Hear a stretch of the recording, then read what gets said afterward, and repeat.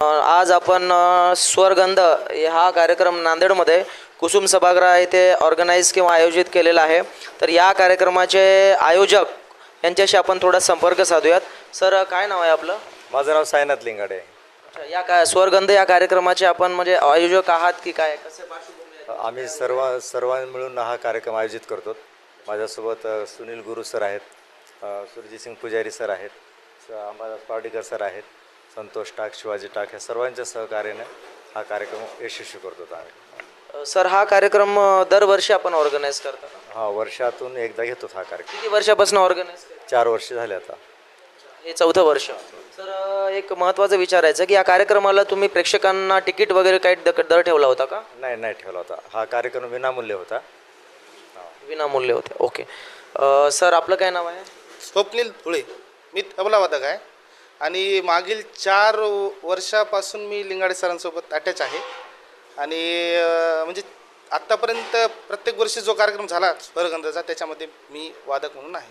Lingade sir मला हमेशाच सांगतात कार्यक्रम आमचे आमचे म्हणजे संगीतबद्दल त्यांच्याकडे आहे सगळं.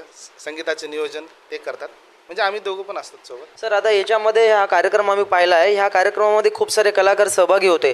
तर हे कलाकार म्हणजे तुम्ही कसं टीम बनवली, म्हणजे सुरुवात कशी केली सर या कार्यक्रमात? सुरुवात म्हणजे आम्हाला आवड होती. आम्ही इतरत्र जाऊन गाणे ऐकायचो, म्हणायचो. असाच ग्रुप जॉईन केला, तिथं म्हणत होतो. ज्येष्ठ नागरिक संघटनाचा एक ग्रुप होता, तिथं गेलो, तिथं गाणे म्हणलो. असेच जे हौशी लोक आहेत त्यांच्याशी संपर्क साधला आणि त्यांच्यासोबत गाणे वगैरे म्हणण्याची आम्हाला आवड निर्माण झाली.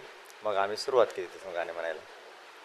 तर आता 2-4 दिवसावर दिवाळी येऊन ठेपलेली आहे. तर दिवाळीच्या पूर्वी काहीतरी एक सुंदर कार्यक्रम हवा अशा अनुषंगाने सरांनी इथं कार्यक्रम ऑर्गनाईज केलेला आहे. तर खूप भरपूर प्रतिसाद होता सर. प्रेक्षक आम्ही पाहिले, प्रेक्षकांनी पूर्ण सभागृह भरलेलं होतं आणि खूप चांगला कार्यक्रम, चांगली समाजसेवा आपण एक म्हणूया त्याला, हे खूप छान पद्धतीने तुम्ही करत आहात. आणि कलाकारांना एक प्लॅटफॉर्म मिळत आहे. नांदेडमधील कलाकारांना कुठंतरी एक प्लॅटफॉर्म मिळतं आहे. त्यांना मग डान्सचा असू द्या किंवा त्यांचा गाण्याची एक स्पर्धा असू द्या किंवा त्यांना एक संधी असू द्या, हे आपण नांदेडमध्ये खूप उत्कृष्ट चांगलं कार्य करत आहात. सर, काय नाव आहे आपलं? माझं नाव लक्ष्मीकांत लिंगाडे. अच्छा, तर तुम्ही ह्या कार्यक्रमामध्ये एक गीत गायले का सर? हां, गीत पण गायले आणि निवेदन पण केलं आहे मी. कोणते गीत गायले सर? काही 2 शब्द? कुमार सानूचं दिलवाले या मूवीमधलं कितना हसीन चेहरा हे गीत गायलेलं आहे. सर, तुम्ही या स्वरगंध या टीमशी कधी जॉईन झाला? मी तसं जर स्वरगंध जेव्हापासून चालू झाला तेव्हापासून मी जोडलेला आहे. पण आता काही कारणास्तव मी अगोदर नव्हतो. पण ह्यावेळेस मला स्वरगंधामध्ये गाण्याची आणि निवेदन करण्याची संधी मिळाली. अच्छा सर, टीम जॉईन करून असं तुम्हाला वाटते का की कुठेतरी कलाकारांना प्लॅटफॉर्म मिळतं आहे आणि ही जी टीम आहे खूप चांगलं काम करते असं वाटतंय? हो, बरोबर आहे. कारण स्वरगंधाचं कामच आहे की जे कलाकार आहेत, ज्यांना गाण्याची आवड आहे, ज्यांना म्हणजे गाण्याच्या क्षेत्रामध्ये काही करायचं आहे आणि त्यांना स्टेज मिळत नाही, आणि स्वरगंध हे सर्वांना स्टेज मिळवून देण्याचं काम करते. वा, छान. आपण बऱ्याचशा कलाकारांशी आज संपर्क साधलेला आहे.